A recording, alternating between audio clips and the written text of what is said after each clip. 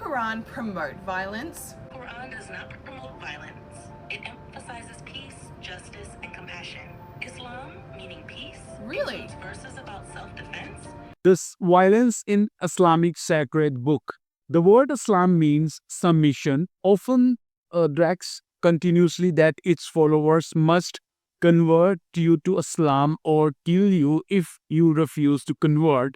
Most of the Quran speaks of violence against non-believers and slaves and women and how one must live, address, etc. In this video, we will see how Quran portrays violence as divine action, as documented action of the Prophet Muhammad, as recorded in Islamic sacred writings. So, welcome guys to my channel. If you are new here, please do subscribe and share with your fellow being, and don't forget to leave your feedback in the comment section. Now, the violence as divine attribute in the Quran. Close reading of the Quran reveals central attribute of Allah emerges as violence. Many of the verses openly command violent acts against non-believers, including warfare, punishment, and rape. For example, Surah chapter 9, verse 5, often termed as verse of the sword, instructs the Muslims to slay the adulterers wherever you find them, take them captive, and drown them.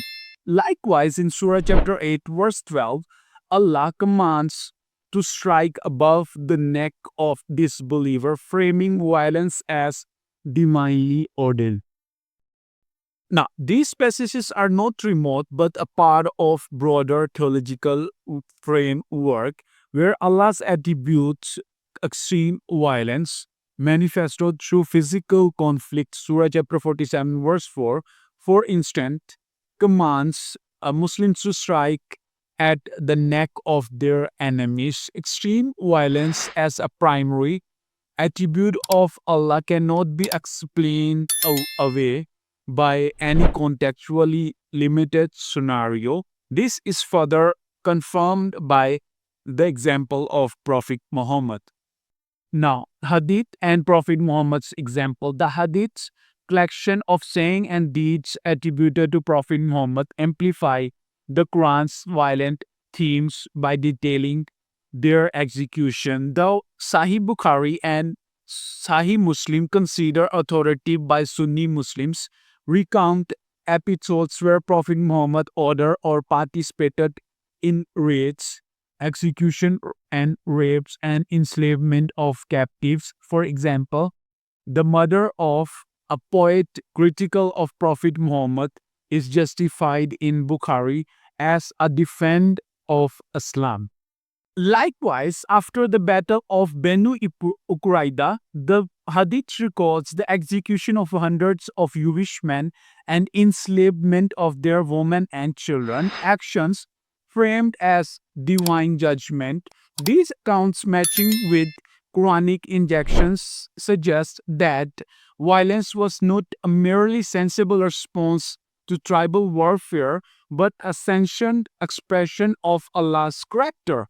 Now, Prophet Muhammad's role as the exemplar further complicates the efforts to distance such acts from normative Islamic theology, as his behavior is held up as a role model or model for believers. Theological differs with biblical morality. The Quranic portrayal of violence as divinely meditate plainly contrasts with the moral framework of Bible, particularly the New Testament, where the Quran endorses vengeance and conquest. For example, Surah chapter 2 verse 191, kill them wherever you overtake them. As the Bible emphasizes reconciliation and forgiveness, as seen in Jesus' teachings, love your enemies and pray for those who persecute you. Matthew chapter 5 verse 44. Even the Old Testament, with its account of divinely sanctioned war, for example, Joshua chapter 6, frames such violence as historical specific, not an internal attribute of God. In contrast, the Quran's lack of temporal qualification for its violence commands lend them a universal quality, therefore challenging claims that they apply only to 7th century context.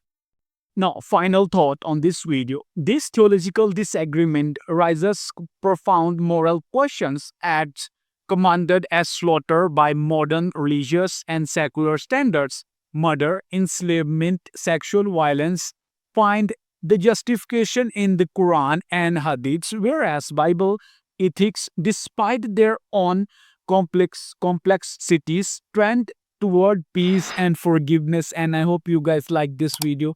Please do subscribe and share with your fellow being, and don't forget to leave your feedback in the comment section, and many more episodes are coming up.